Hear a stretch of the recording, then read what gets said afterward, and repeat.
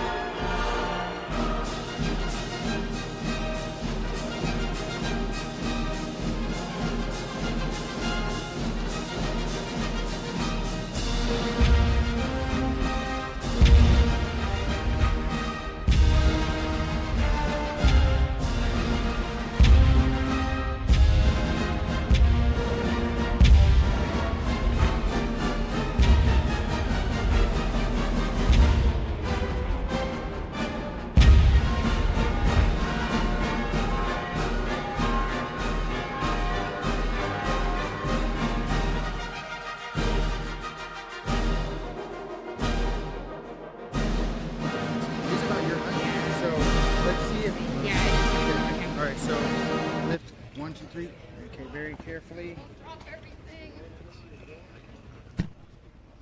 Okay, now stand over here and see how it is. Yeah, much better. Good? Much better? Yeah, Yes? yeah, much better. Thank you, sir. Do we need to move this one, or you? No, We can put it down. probably bring it down. Yeah, but there's other mics around it, Yeah. so that's the thing. Yeah, move the flag closer. Yeah, hold on, chill out. Oh, I thought you were talking about the flags. I was like, is that funny. Who, Is it frame up all right? do you know who this is? Do we think that we moved any of the mics, or we think? No, they were real careful. Are we Okay. ready? Yeah, I'll give the 2 minute warning. Okay. 2 minutes. 2 minute warning. Where'd we go? All right. I think everything's fine. That works so much better. We're going to cut off his head. Okay. The Attorney General of the United States, Jeff Sessions, speaking in 2 minutes. We're good. We'll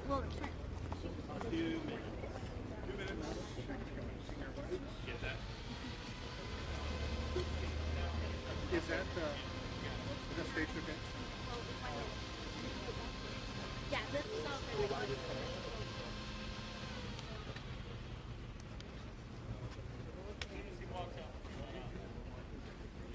I was waiting for a service for the community.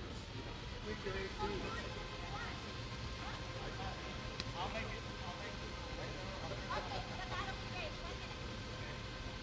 I think we're going to turn it on. On the other side.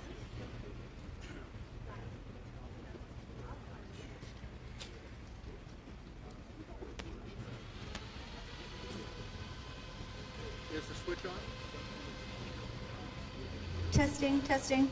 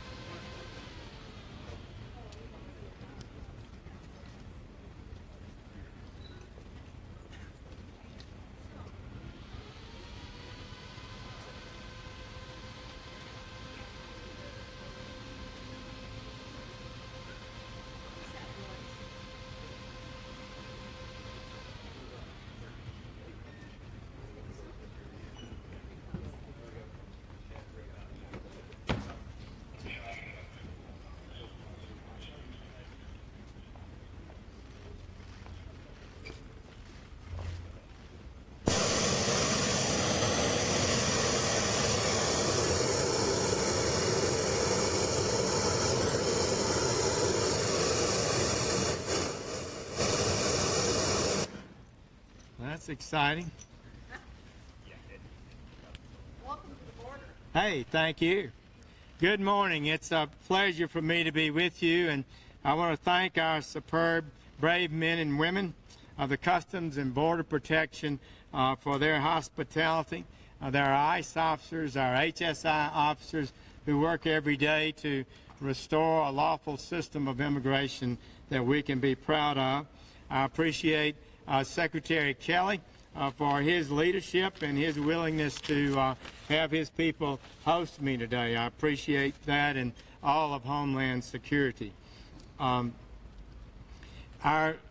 men and women who are securing our border are making astounding progress. Here along our nation's southwest border is ground zero in the fight. Here under the Arizona sun, ranchers work each day to make an honest living, and law-abiding citizens seek to provide for their families. But it's also here, along this border, that transnational gangs like MS-13 and international cartels flood our country with drugs and leave death and violence in their wake. And it is here that criminal aliens and the coyotes and the document forgers seek to overthrow our lawful system of immigration. So let's stop here for a moment. When we talk about MS-13 and the cartels, what do we mean?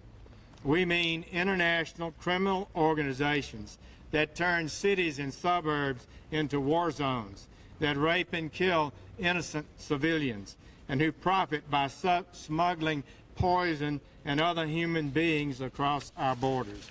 Depravity and violence are their calling cards, including brutal machete attacks, even beheadings. They threaten the very integrity of our nations in our hemisphere.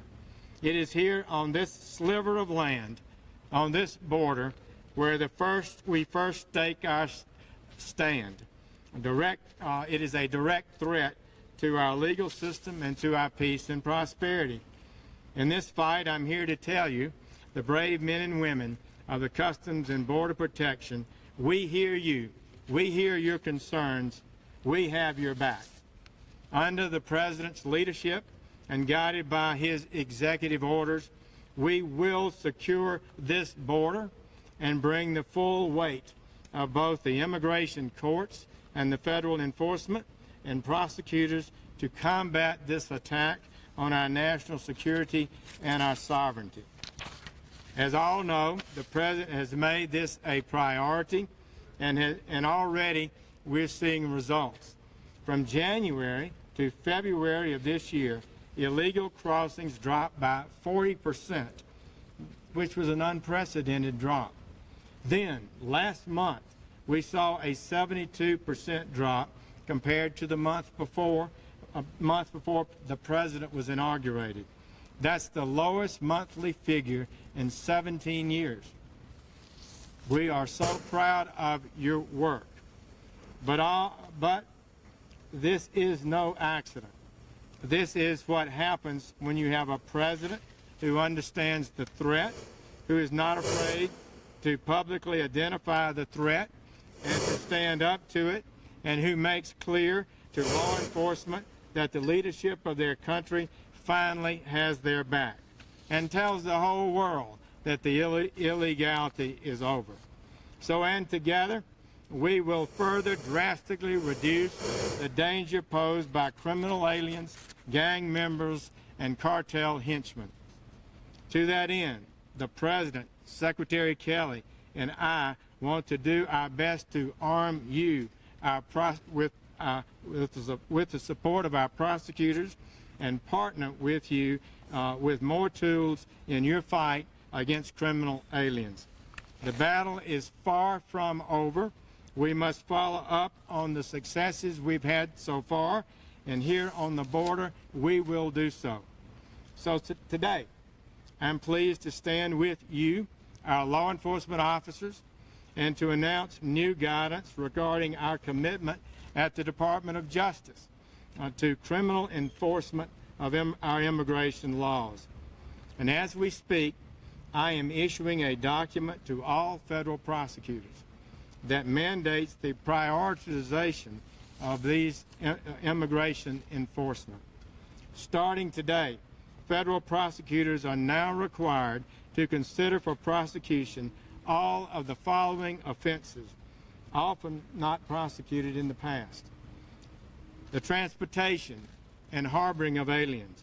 As you know too well, this is a booming business. No more. We're going to shut down and jail those who've been profiting from this lawlessness. Smuggling gang members across the border, helping convicted criminals re-enter the country, and preying on those who don't know how dangerous and costly this journey can be. Further, where an alien has unlawfully entered the country, which is a misdemeanor, that alien will now be charged with a felony if they unlawfully enter or attempt to enter a second time and certain aggravating circumstances are present. Also, aliens that illegally re-enter the country after prior removal will be referred for felony prosecution, and priority will be given to such offenses, especially where indicators of gang or cartel affiliation or risk to public safety, drug smuggling, or criminal history are present. Fourth, where possible, prosecutors are directed to charge criminal aliens with document fraud and aggravated identity theft, the latter carrying a 2-year minimum mandatory penalty. Finally, and perhaps most importantly, I have directed that all 94 United States Attorney's offices make the prosecution of assaults on federal officers a priority. Assaults on you as you go about doing your duties. If someone dares to assault one of our folks in the line of duty, they will do federal time for it. You're very often away from backup, out in dangerous areas, and the smugglers and the drug dealers need to know that we will not tolerate any attacks on our federal officers. To ensure that these priorities are implemented, starting today, each United States Attorney's Office, whether border or interior, will designate an assistant United States attorney as the border coordinator in that district. It will be this experienced prosecutor's job to coordinate the criminal investigation and enforcement response for their specific office. For those that continue to seek improper and illegal entry into this country, be forewarned. This is a new era. This is the Trump era. The lawlessness, the abdication of duty to enforce our laws, and the catch and release policies of the past are over. In that vein, I'm also pleased to announce a series of reforms regarding immigration judges to reduce the significant backlogs in our immigration courts. Backlogs and catch and release policies have undermined the effectiveness of our law officers' work. Pursuant to the President's executive order, we will now be detaining all adults who are apprehended at the border. They will not be released. To support this mission, we have already surged 25 immigration judges to detention centers along the border. And I want to thank personally the many judges who answered our call to support this initiative. In addition, we will put 50 more immigration judges on the bench this year and 75 next year. We can no longer afford to wait 18 to 24 months to get these judges on the bench. So today I've implemented a new streamlined hiring plan. It requires just as much vetting as before of their skills and expertise, but reduces the hiring time. We must end the backlogs in our immigration courts. With the President's executive order on border security, transnational criminal organizations, and public safety as our guidepost, we will execute a strategy that once again secures our border, apprehends and prosecuted those criminal aliens that threaten public safety, and takes the fight to gangs like MS-13 and Los Zetas and makes dismantlement and destruction of cartels a high priority. We will deploy a multifaceted approach. We are going to interdict your drugs on the way into this country, your money on the way out, and investigate and prosecute your trafficking networks to the fullest extent of the law. Why are we doing this? Because it's what the duly enacted laws of the United States require. I took an oath to protect this country from all enemies, foreign and domestic. On behalf of our people, Congress has set very generous rules for immigration. The people have pleaded, however, with Congress and with their leaders to enforce those good rules for many, many years. They have often gotten promises from their leaders, but no action. Now is the time for action. Now is the time we will have results. How else can we look at parents and loved ones of Kate Steinle and so many others in the eye and say we're doing everything possible to prevent such tragedies in the future? Let me finish where I started. First, by thanking you, the officers who serve our country so effectively. You are on the front lines of this fight. You are doing historic work at this point in our nation's existence. I know we ask a tremendous amount from all of you, but know this, we have your back. We will do what we can to empower and support you in all your work. We will establish a system of immigration that serves the national interest, one that we can be proud of, one that is lawful. God bless all of you who do this work, and we ask God's blessing on the success of this effort to improve the lawlessness and safety of our country. Thank you. Nancy Montoya with PBS. Hey, Nancy. I've covered the border for 30 years, traveling back and forth. What do you say to people who charge that your policies they're deeply offended by your policies and say that you are using radical means in search of a solution for a problem that you're overreaching on, especially militarization of the border? People live on this border. People work on this border. Why haven't you talked to people who actually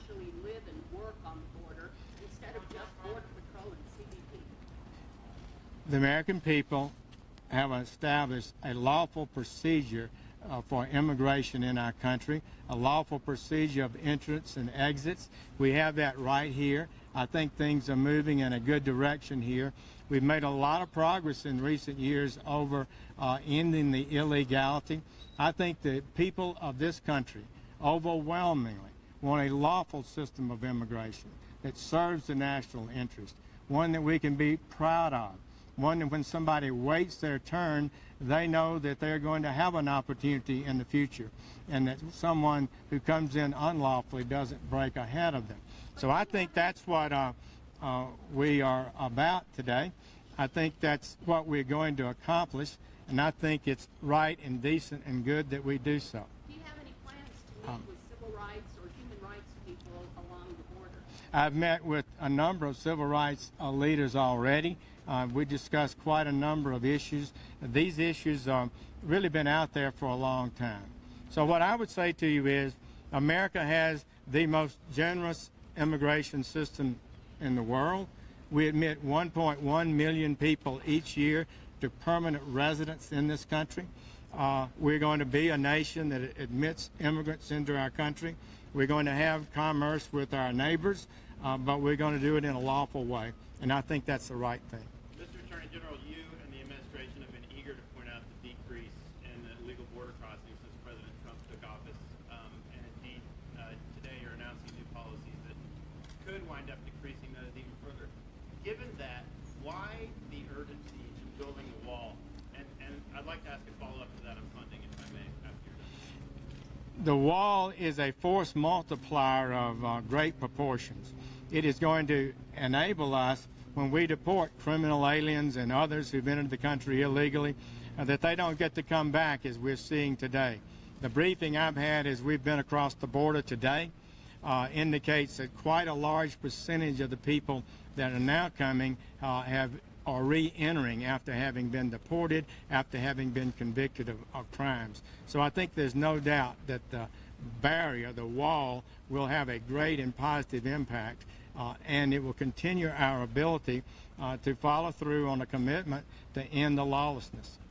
But if it's working, and if you're introducing new policies that are working, why do you need the wall? Why the sense of urgency? And then on funding, Secretary Tillerson said that... Well, on the wall, I just explained to you, we have a good fence here. It has been very effective in helping to curtail the illegal flow into the country. The officers told me that today as we went by and examined it. The next structures will be even more effective and be in a lot of areas that we've said we were going to have barriers in before but have not yet been built. That's going to get done. And Secretary Tillerson... Do we have another question? Are you planning to increase the number of civil liberties investigators with your office in light of your increase in the DOJ? Our people are going to be under strict discipline and orders to honor civil rights. We're going to conduct our operations according to the highest standards. The police officers who fail to meet those standards will be disciplined. There's no doubt about that, and we're committed to that. Mr. Attorney General, here in Arizona, we have a lot of families that have parents who are illegal immigrants whose children then are growing up here as U.S. citizens.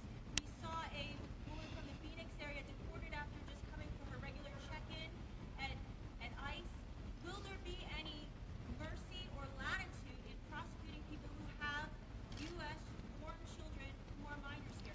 We want everybody to comply with the law, and because a child or a family member enters the United States lawfully doesn't mean that others can enter the country unlawfully. So we do have that challenge. We want people to understand that they're not entitled to enter unlawfully. We want the people to know that the laws will be followed, and hopefully if we send this message that's already seeming to have an impact, we'll be able to return to the kind of system that we can be proud of, that validates the people. Thank you all. It's good to be with you. Take care. Secretary Tillerson spoke with his counterpart and said funding didn't come up.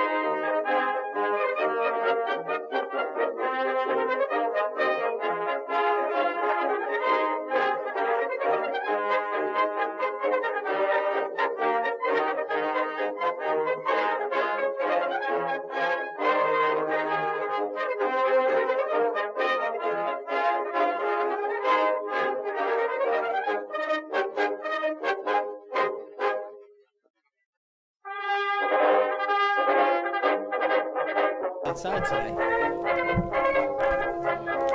right. Rose Garden press reference. I want to start off this afternoon by a quick comment on the tragic and heartbreaking events that unfolded at San Bernardino School yesterday. The events occurred after the briefing, so I just want to make sure I acknowledge that our thoughts and prayers go out to all the families of the 3 victims.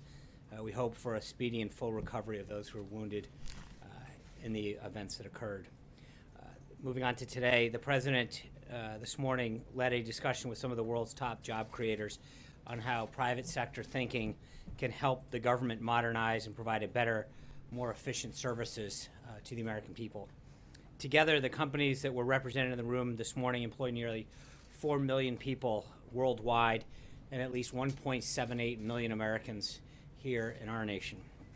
Starting in small interactive groups, the cabinet members shared their strategic visions for their departments and listened as business leaders offered their unique perspectives on how they might achieve those goals. The groups then came together and shared their discussions and outcomes with the President. The meeting was hosted by the Office of American Innovation and was another opportunity for the administration to engage with the private sector and harness its knowledge to develop innovative solutions to some of our country's biggest problems, like the crumbling infrastructure and broken system at the Veterans Administration. Also this morning, the President completed several procedural steps to ratify the protocol for Montenegro's accession to the North Atlantic Treaty Organization, following the Senate's overwhelming and bipartisan vote of advice and consent in support of this ratification. The United States looks forward to formally welcoming Montenegro as the 29th member of the NATO alliance. And later today, the President will have a series of meetings with his national and economic security team. Later, the Attorney General is also at the southwest border to announce specific new actions the Trump administration is taking to secure our borders and keep the country safe. The administration is committed to ending the practice of smuggling gangs and cartels across the border that flood our country with drugs and violence. These actions, which include a strengthening of the laws applying to those who are caught attempting to illegally return to the United States after prior removal, and those who profit off smuggling people across the border, will once again make it clear to the brave men and women of law enforcement that the Trump administration has their back. And Secretary Tillerson finished the G7 foreign ministers meeting today and is now in Moscow for meetings with his Russian counterpart. The visit is part of our effort to maintain direct lines of communication with senior Russian officials and to ensure that the United States' views on the situation in Syria, counterterrorism efforts, North Korea, and other matters are clearly conveyed. We're open to strategic cooperation with Russia when we can achieve a shared goal, such as defeating ISIS, but we'll stand up for our interests and values when we do not see eye to eye. Russia must fully honor the commitments it made on Syria, Ukraine, and the Intermediate Range Nuclear Forces Treaty and other topics of international concern. And Secretary Tillerson is going to make that clear during his visit. I also want to make it known that Secretary Mattis and General Votel, who's the COCOM commander of Central Command, will be giving a full briefing on the strike in Syria that occurred today at the Department of Defense at 3:30. Then at 4 o'clock, I'll be back up here for an off-camera briefing with Director Mulvaney of the Office of Management and Budget and OMB Senior Advisor Linda Springer for regarding the President's executive order on reorganizing the executive branch. So that gives us 3 briefings plus this today. Not to get you real excited, but we'll have another one tomorrow morning in advance of the NATO meeting with the Secretary General. This afternoon's briefing will be discussing the plan on reforming the federal government and reducing the size of the federal civilian workforce that OMB was directed to produce by executive order. So we'll be spending a lot of quality time together over the next 24 hours. And with that, I'd be glad to take a few questions. Ken. Sean, on Russia to start. Does the administration believe that Russia had any advanced knowledge of this chemical attack in Syria? And does the administration believe that Russia may have been complicit in this attack? I believe there was a background briefing earlier today where that was discussed. At this time, there's no consensus in the intelligence community that that's the case. Is there any thought within the intelligence community? Are there some strands of the intelligence community? Again, at this point, the only thing I'm going to say is that there's no consensus within the intelligence community that there was involvement. Annie? Today, in the background briefing, Trump officials accused Russia of helping Syria cover up Assad's use of chemical weapons. In the past, Trump has praised Putin, calling him very smart and expressing his general admiration. Does he still think Putin is very smart, and does this change the relationship between the two leaders? Well, I think a couple things. Number one, I think the president's made it clear from the beginning that that he entered office thinking that if he can get a deal with Russia in our national interest, which I discussed during the opening remarks as part of Secretary Tillerson's conversation with Foreign Minister Lavrov, then we're going to do it. But if we can't get a deal and if we can't find an area of national interest, then we won't. And in this particular case, it's no question that Russia is isolated. They have aligned themselves with North Korea, Syria, Iran. That's not exactly a group of countries that you're looking to hang out with. With the exception of Russia, they are all failed states. There is clearly, and Russia is on an island when it comes to its support of Syria or its lack of, frankly, acknowledgement of what happened. The facts are on our side. The actions of Syria are reprehensible. And I think that Russia has been party to several international agreements that Syria is not holding up to. In fact, that Russia needs to hold themselves up to. So I think the president has been very clear with his stance on Russia. And in this particular case, we're going to be very forceful, and I think, as will Secretary Tillerson during his visit, to make sure that we let Russia know that they need to live up to the obligations that it has made. Caitlin. The administration has said sanctions against Syria are forthcoming. What will those look like, and when can we expect them? Great question.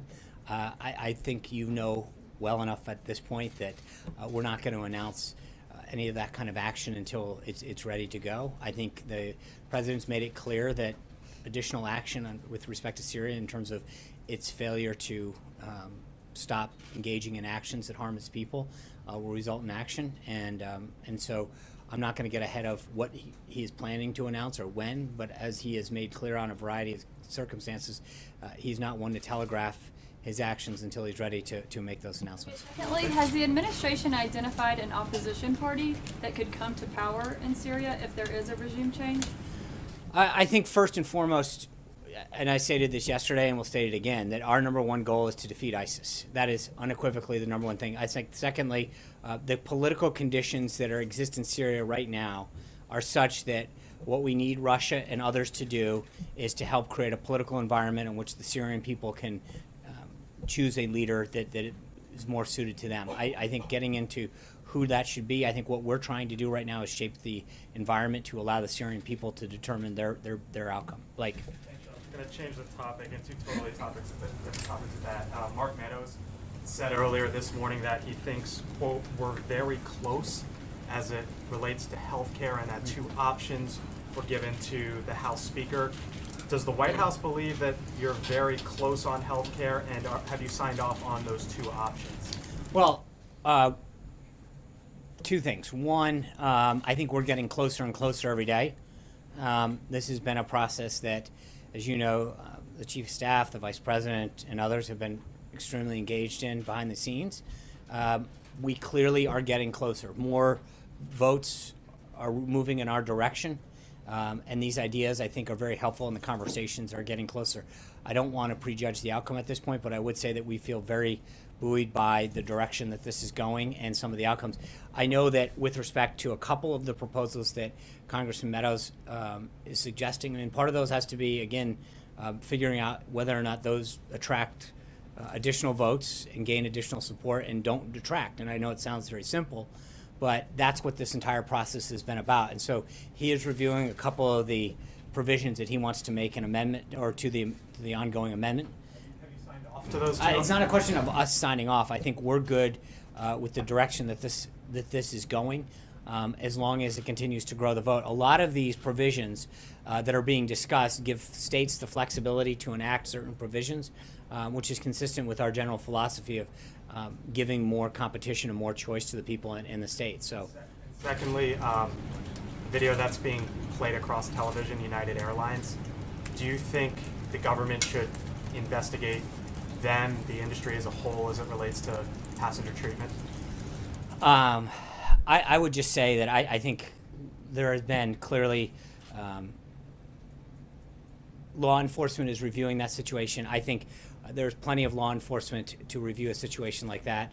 And I know United Airlines has stated that they are currently reviewing their own policies. Let's not get ahead of where that review goes. It was an unfortunate incident. Clearly, when you watch the video, it is troubling to see how that was handled. But I'm not gonna. They have clearly stated their desire to review the situation. Law enforcement's reviewing it, and I think for us to start to get in front of what should be a very a local matter, not necessarily needing a federal response. Hallie. 2 questions, just to follow up on Blake, just very briefly. Has the president seen that video? I'm sure he has. And what's his reaction? I don't think anyone looks at that video and isn't a little disturbed that another human being is treated that way. But again, I think one of the things that people have to understand is that when there is a potential law enforcement matter for the president to weigh in pro or con would prejudice a potential outcome. So I don't want to get in, but I think clearly watching another human being drag down an aisle, watching blood come from their face after hitting an armrest and whatever, I don't think there's a circumstance that you can sit back and say this probably could have been handled a little bit better when you're talking about another human being. But I don't think that it is my place to get in the middle of judging how a company dealt with this. I think there's clearly going to be enough review, both on a corporate side and then on a law enforcement side, on how this was handled. But I think from a human-to-human standpoint, to watch a human being get dragged down an aisle with their head banging off armrests and not think that it could have been handled better, I would assume that we could probably all agree on that. John. I have 2 questions, though. That was actually just the clarification. First, on both foreign policy, one on Syria. This administration is continuing to fight for its travel ban that would in part limit refugees coming in from Syria. The president spoke very starkly about how affected he was by some of the images that he's seen of these youngest victims. There have also been images of refugees, like, for example, Island Curry, that have also been heart-wrenching for people. Is the president giving any thought to reconsidering that aspect of his travel ban? In terms of letting them in? Correct. Well, I think you've heard a lot of these refugees in particular talk about the fact they're not looking to flee. They want. But I think and I think the number one goal of this president is to make sure that we protect our people, our country, and to keep those people from having to flee. They have family there. And so that's our number one goal, is creating a safer environment, de-escalating the conflict there. Is not to figure out how we can fly out. I think the U.S. has been extremely supportive when it comes to the financial piece of this, and looking for ways to work with in a diplomatic fashion. But the goal isn't to figure out how many people we can just import to this country. I think there's clearly a security concern that we have to be. Images touch him also?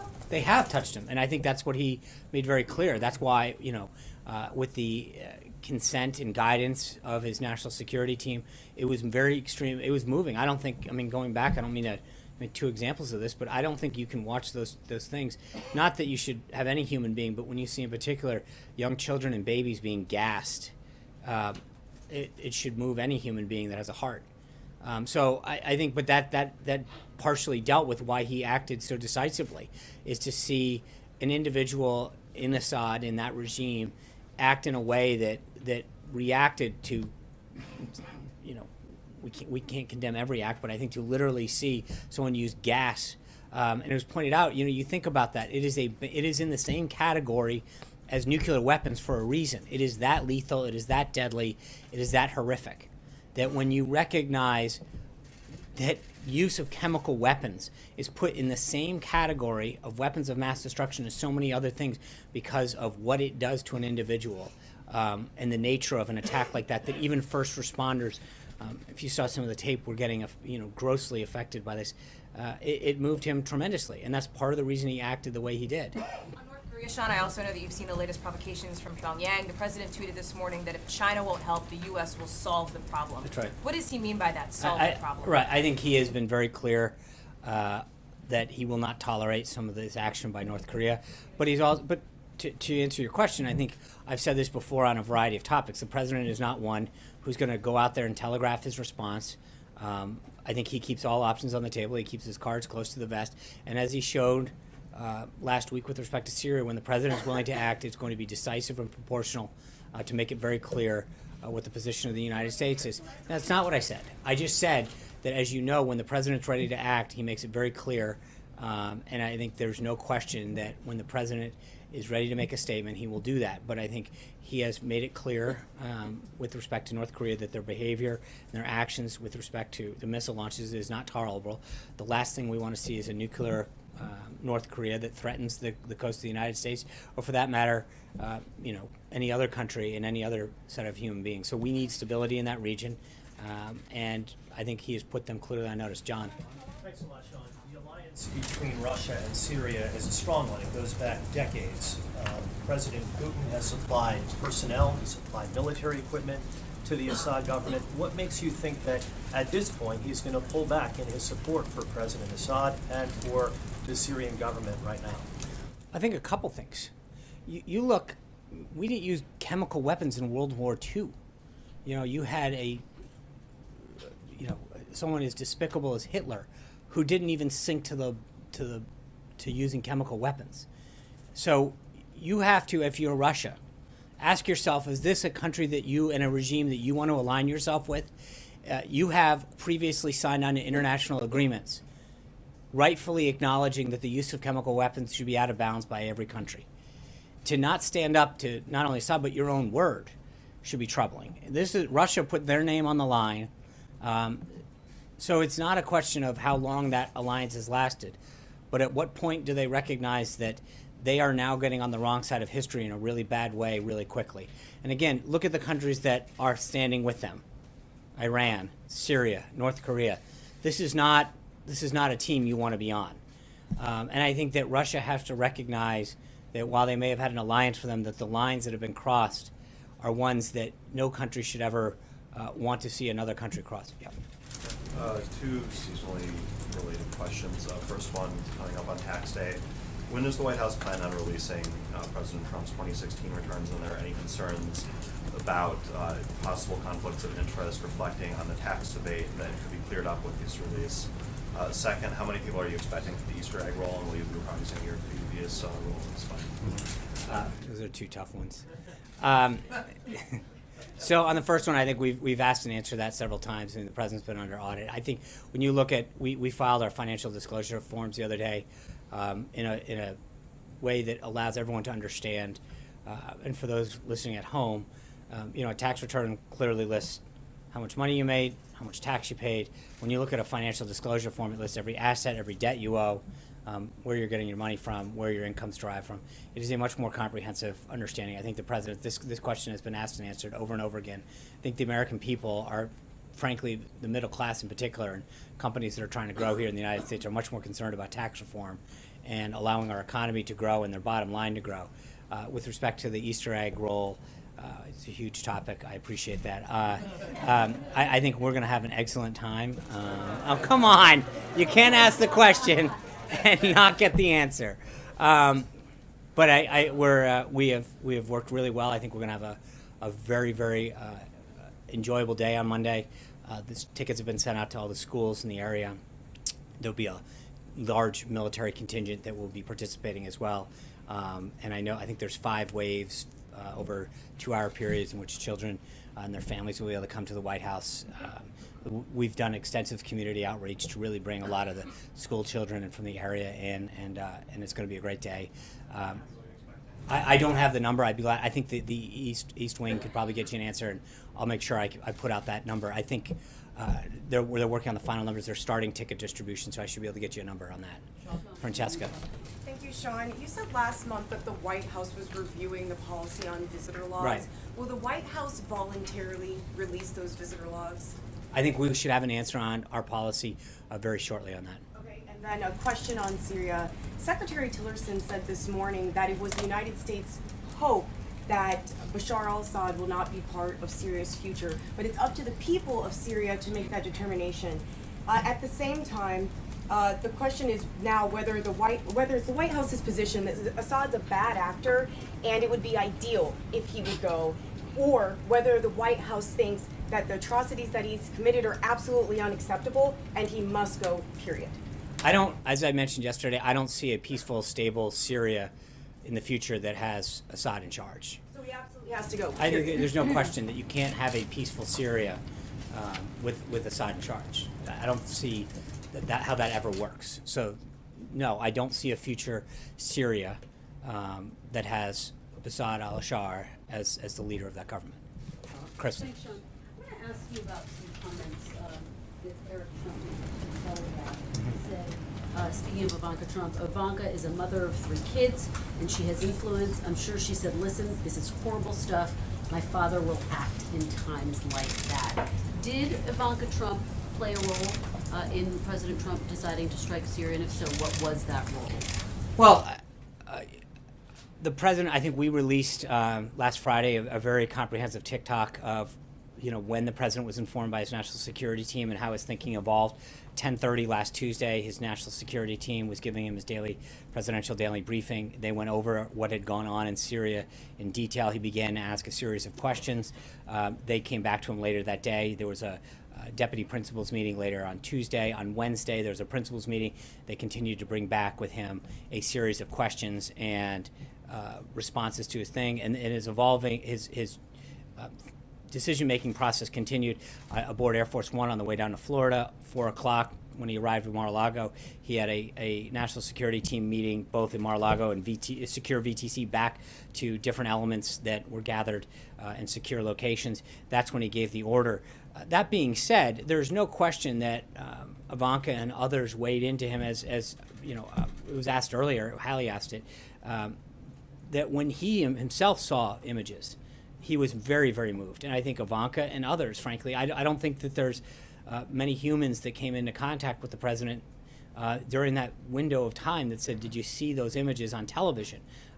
So I don't, I think there was a widespread acknowledgement that the images and the actions that have been taken were horrific and required action. And just to be clear, she was among those who supported taking action. I have not asked her what her person, but I think, and again, I saw the reports that Eric gave, but again, I don't think Ivanka stands any different than anyone else when it comes to the response that we got. Do you know if they discussed the attack? I don't. She responded and gave her personal reaction. I don't know, but again, I don't think it's that dissimilar to what any human being probably would have asked. Just a couple of others.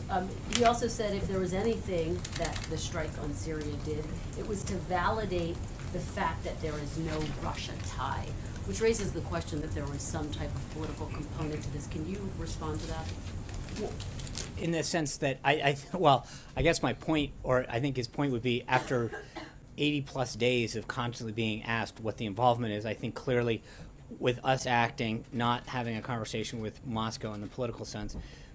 Prior to that, I think it pretty is, for all of the discussion about how many ties and back channels and this and that, it was a pretty clear show of resolve and force that the United States was acting and not with anyone else's. He wasn't suggesting that was a factor in the decision. No, I think but I think that, respectfully, I mean, almost every single day we've been asked about these so-called ties and back channels and whatever, and I think there was an acknowledgement at some point that if that was true, you would have seen some kind of action that clearly didn't happen. And just to follow up on the North Korea question, Hallie read the president's tweet. North Korea seemed to threaten the possibility of taking some type of nuclear action if the U.S. launches another, what they see as another provocation. What is the specific reaction to that? Is the president?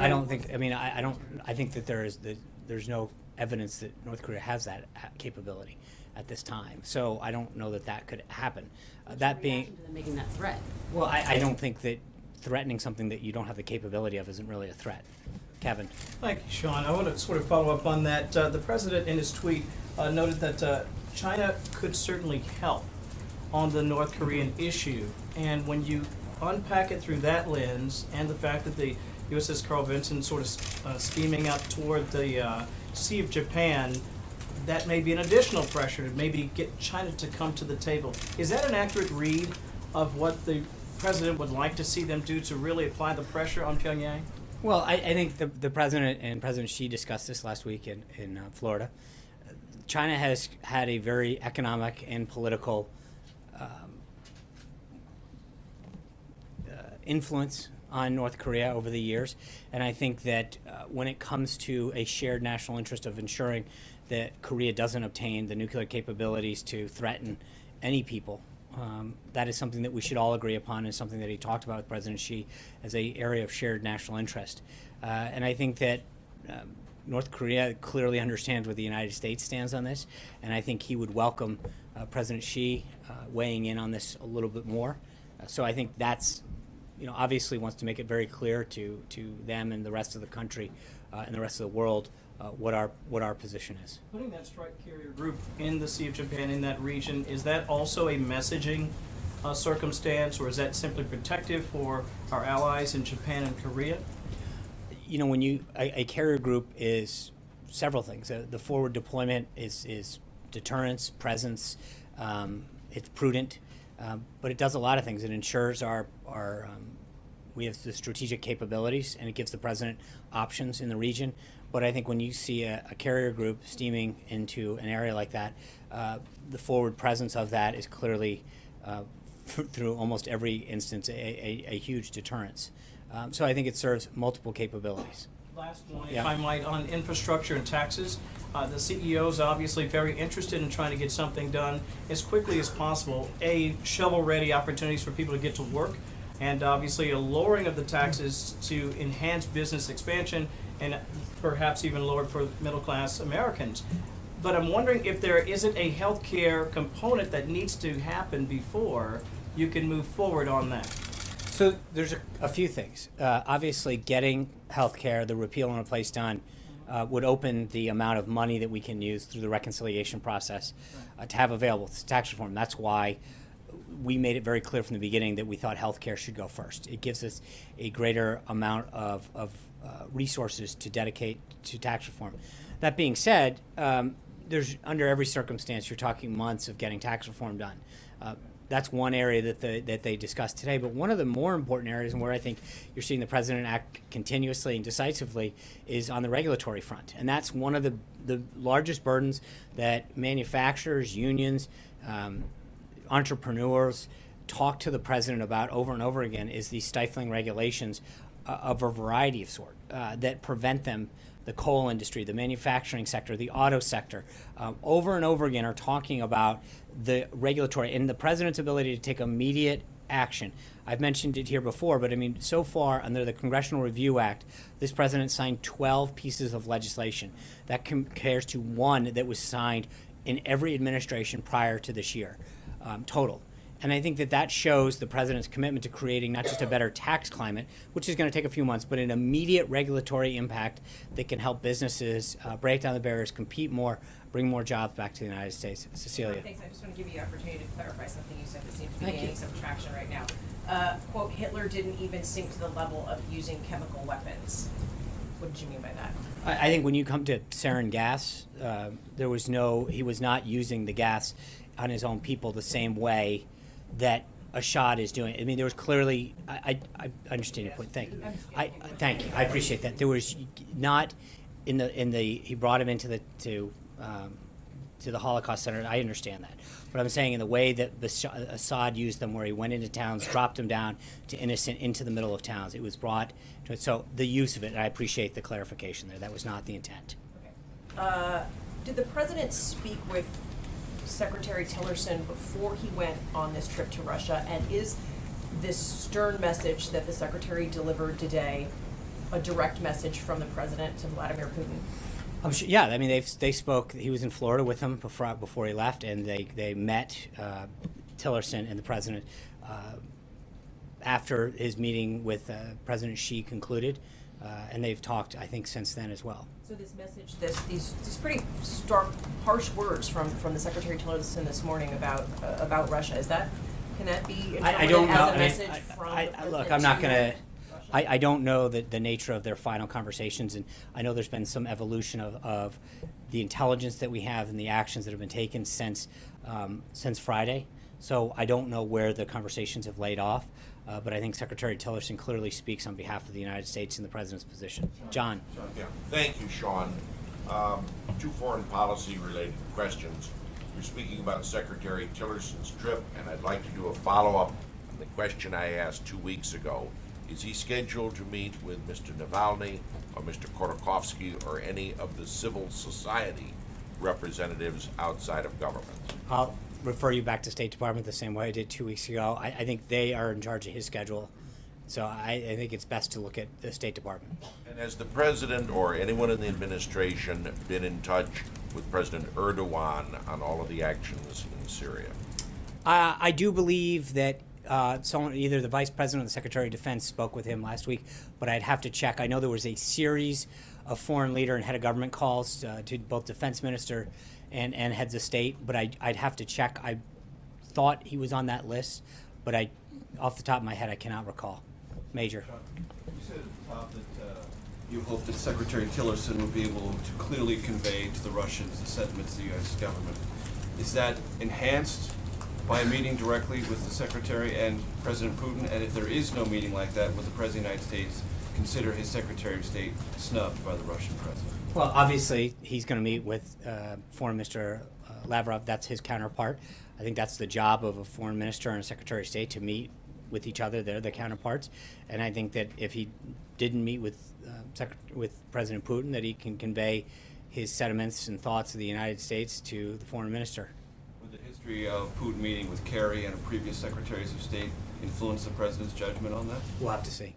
I'm not going to, I mean, we're not there yet. So I think to prejudge the outcome of the visit. For the President, in other words, for Tillerson to see Putin on this visit, even though there are No, very but I would specific say things that you want to convey to the no, but I Russian would say government. that there's a bit of irony that for all of these talks that have been perpetuated about back channels and direct links, that now it's, well, they won't meet with you, and does that undermine the relationship that I've heard time and time again? No, I understand that, but I think that it's interesting that we went from all of these direct links to Russia to now, are we disappointed that we can't even get a meeting with them? There's a bit of irony in your question.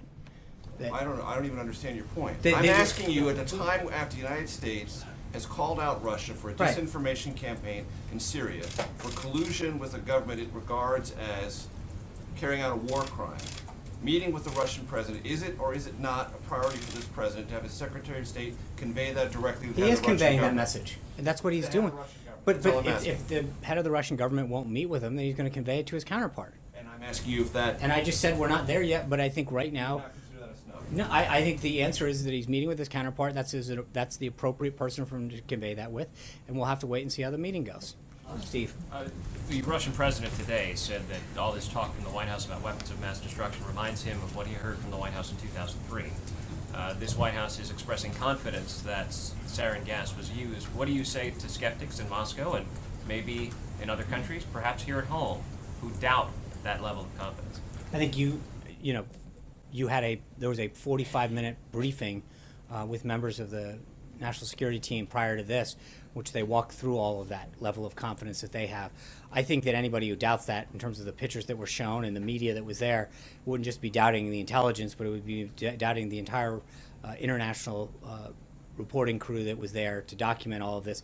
There have been doctors, intelligence communities, media. I mean, I don't think it takes mere eyeballs to recognize what's happening and happen throughout there. So it's not a question of doubting us, it's doubting everybody but Iran, Syria, North Korea, Russia. And one other historical villain who used chemical weapons against his own people was Saddam Hussein. It was the policy of the United States government there should be regime change in Iraq as a result of that and other things. Why shouldn't it be the same policy towards Bashar al-Assad? I think that you're trying to act as if, or the premise of the question suggests that we don't want a new leader. I think I've stated now 2 days in a row that we don't see any a peaceful or stable Syria in the future that has Assad as the head of it. Their number one priority right now for us as a government is to make sure that we stop the threat of ISIS and bring stability to that region. But make no question about it, there is no peaceful and stable Syria in the future that Assad is the head of. That's it, point blank. Yeah. So I just want to clarify, is the U.S. position as far as cooperation with Russia that Russia must admit or agree that Syria was behind the chemical attack, and then also that Russia must disown Assad? Like, can cooperation happen if Russia maintains its position that Syria was not behind that chemical attack? It's not just behind it. I think that Russia has joined an international agreement regarding the not just the use, the possession of. It was Susan Rice who went out and said that Syria no longer had access to chemical weapons. We know that's not true. I think that the United States, Russia, and others signed an international agreement that Syria was part of that said that they would not only use but possess chemical weapons. The first thing that we need to do is make sure that we enforce the existing agreement that Russia is a partner to. That's first and foremost. And I think we need to make sure that we do that because it is in the national interest of the United States to make sure that the proliferation of chemical weapons spreads no further. And that is something that we've got to be very careful. It's not just the deterrence of future use within those people, but also the proliferation of them throughout the world. But at this point, Russia's not even agreeing with the U.S. contention that the Syrian government carried out the attack. So I understand that, and I think that Secretary Tillerson has just landed a few hours ago, and I think we'll have an opportunity to talk to them. But again, you've got to. This is not. I don't. You know, as I just mentioned to Steve a second ago, I mean, you realize that Russia isn't an island on this. They are not. This is not some big split as to how this actually happened. The only countries that aren't supporting the U.S.'s position are Syria, North Korea, Iran, and Russia. This is not exactly, you know, a happy time cocktail party of people that you want to be associated with. They are failed states with the exception of Russia. So these individual states, this is when Russia is saying that they don't agree with us, they are not siding with other nations of stature. They are agreeing with failed states, and a small number of those as it stands. I think they are staring in the defiance, or they are defiant in the worldview that doctors, intelligence agencies, reporters, civilians, international experts have all looked at and come to the same conclusion except for them. I don't think there's any other outcome than that.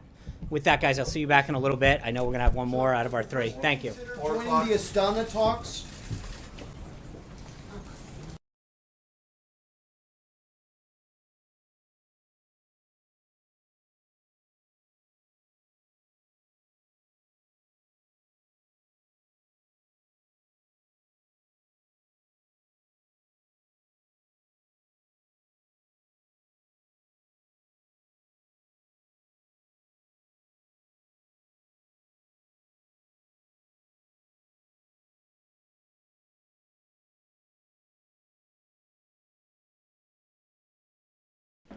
All right, folks, thank you very much for joining us and choosing us as your stream of choice. If you are new to our community, hit that subscribe button. Also, click the notification bell so you can get a heads up on when we go live. And it looks like there's going to be two more pressers today. One that has to do with the State Department and the other one that's going to be with Sean Spicer. But it's going to be a gaggle, so there's no cameras allowed, only audio. I'm going to see if I can get footage of that. So stay tuned on the channel, and you'll get the notification if we do go live. Also, I just want to say something real quick. If you didn't know, here on YouTube, there's quite a few people that stream Sean Spicer, stream Donald Trump, stream the Senate, all that stuff.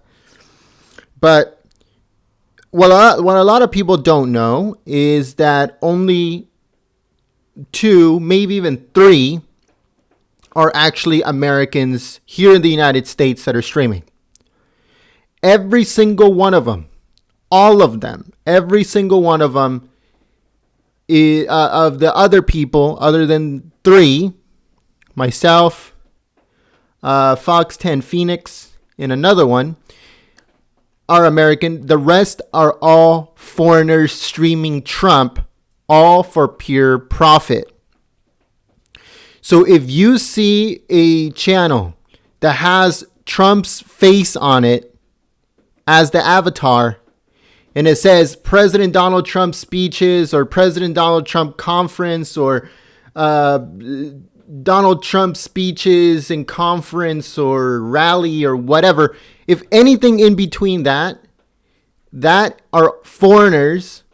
They're either, one of them is Mexican, the other one's Indian, the other one's Peruvian, and the last one I think is from Norway or from the Netherlands, one of those two.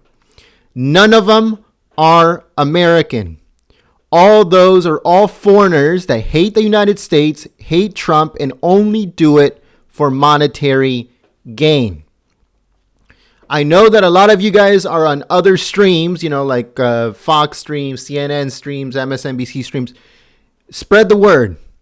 All of these people are all foreigners, streaming Spicer, streaming Trump, streaming the Senate, all that stuff, and they are not even Americans.